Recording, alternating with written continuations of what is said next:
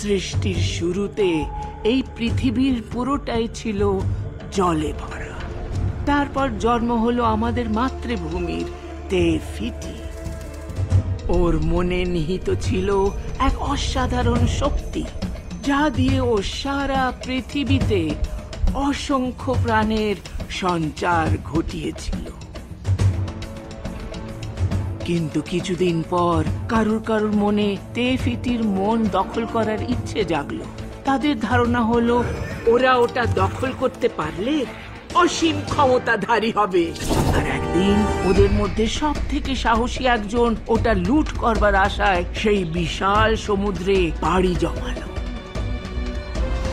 সে ছিল সমুদ্র আর বায়ুর উপদেবতা,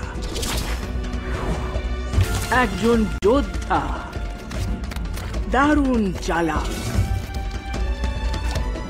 একজন বহুরূপী যে তার মাছ ধরার জাদু আঁকশির সাহায্যে যে কোনো রূপ ধারণ করে ফেলতে পারত। আর ওর নাম ছিল মাউই।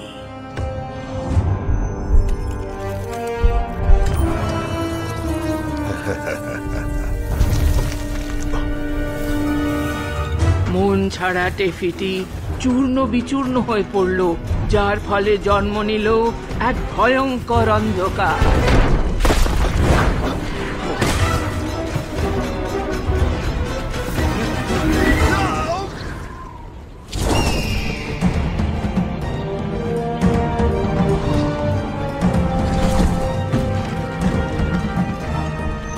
মাউই পালাতে চেষ্টা করছিল, কিন্তু সেই মন হাতানোর উদ্দেশ্যে তার পথ রোধ করে দাঁড়ালো আরো একজন, টেকা, অগ্নি আর পৃথিবীর দানব।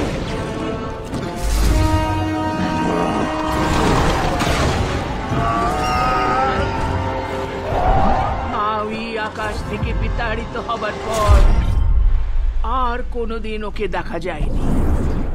ওর মাছ ধরার জাদু আংশি আর তেফিটির মন দুটোই সমুদ্রের গভীরে হারিয়ে গেল। এমনকি আজ ওই 1000 বছর বাদেও টেকা আর সমুদ্রের অন্যান্য